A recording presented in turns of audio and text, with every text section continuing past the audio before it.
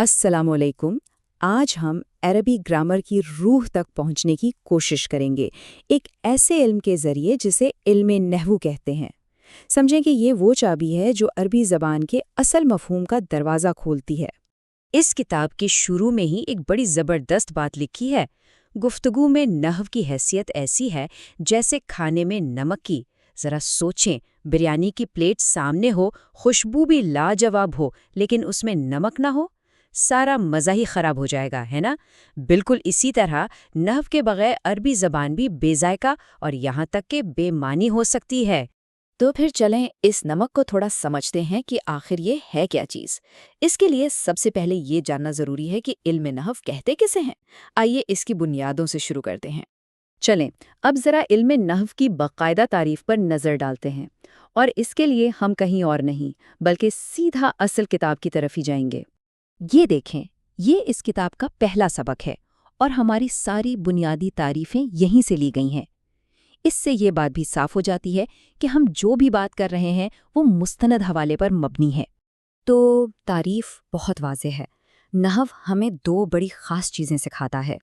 پہلی بات، الفاظ کی جو قسمیں ہیں یعنی اسم، فعل اور حرف، ان کو آپس میں جوڑ کر ایک صحیح بامعنی جملہ کیسے بنایا جائے۔ اور دوسری، جو کہ بہت ہی اہم ہے، ہر لفظ کے آخری حرف پر کیا حرکت آئے گی، یعنی زبر، زیر یا پیش۔ یہی وہ حرکت ہے جو جملے میں اس لفظ کا پورا کردار بدل دیتی ہے۔ اچھا، یہ تو سمجھ آ گیا کہ نحو کیا ہے۔ اب اگلا سوال یہ ہے کہ اس علم کا دائرہ کار کیا ہے، یعنی یہ کن چیزوں پر بات کرتا ہے، اور سب سے اہم، اسے سیکھنے کا آخر مقصد کیا ہے؟ تو دیکھیں، نحو کا موضوع ہے زبان کی بنیادیں، کلمہ یعنی ایک اکیلا بامعنی لفظ، اور کلام یعنی ایک مکمل بامعنی جملہ۔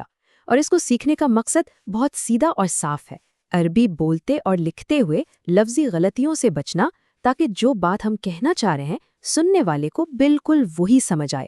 اب نحو کے موضوع کو سمجھنے کے لیے ہمیں بالکل شروع سے شروع کرنا ہوگا، یعنی زبان کی سب سے چھوٹی اکائی سے، اور وہ کیا ہے؟ لفظ۔ تعریف کتنی سادہ ہے، انسان کے منہ سے جو بھی آواز نکلتی ہے اس سے لفظ کہتے ہیں۔ یہ گرامر کا نقطۂ آغاز ہے، مطلب کوئی بھی آواز چاہے اس کا مطلب ہو یا نہ ہو، وہ لفظ کہلائے گی۔ لیکن یہاں ایک بڑا دلچسپ موڑ آتا ہے۔ کیا ہر آواز یا ہر لفظ ہمارے کام کا ہے؟ نہیں۔ اسی لیے علم نحو سب سے پہلے لفظ کو دو الگ الگ قسموں میں تقسیم کر دیتا ہے۔ آئیے دیکھتے ہیں کہ وہ دو قسمیں کون سی ہیں۔ یہ بہت ہی بہترین طریقے سے فرق واضح کرتا ہے، بامعنی اور بے معنی لفظ۔ کتاب کی مثال ہی دیکھ لیں۔ موضوع وہ لفظ ہے جس کا کوئی مطلب ہو، جیسے زیدن جو ایک نام ہے، اور محمل وہ لفظ جس کا کوئی مطلب نہ ہو، جیسے دیزن۔ یہ زید کے حروف کو ہی الٹا کر کے بنا دیا گیا ہے، اس کا کوئی مطلب نہیں ہے۔ اور بس یہی ہے وہ پہلا اور سب سے اہم اصول جو ہمیں سمجھنا ہے۔ علم نحو کا بے معنی یعنی محمل الفاظ سے کوئی تعلق نہیں ہے، اس کی ساری توجہ صرف موضوع یعنی بامعنی الفاظ پر مرکوز ہوتی ہے۔ تو اس سے ہمارا راستہ بالکل صاف ہو جاتا ہے۔ اب جبکہ بے معنی الفاظ کو الگ کر دیا گیا ہے اور ہمارے پاس صرف بامعنی الفاظ رہ گئے ہیں، تو سوال یہ پیدا ہوتا ہے کہ ان بامعنی الفاظ کے ساتھ آگے کیا ہوگا؟ یہیں سے نحو کا اصل اور دلچسپ سفر شروع ہوتا ہے۔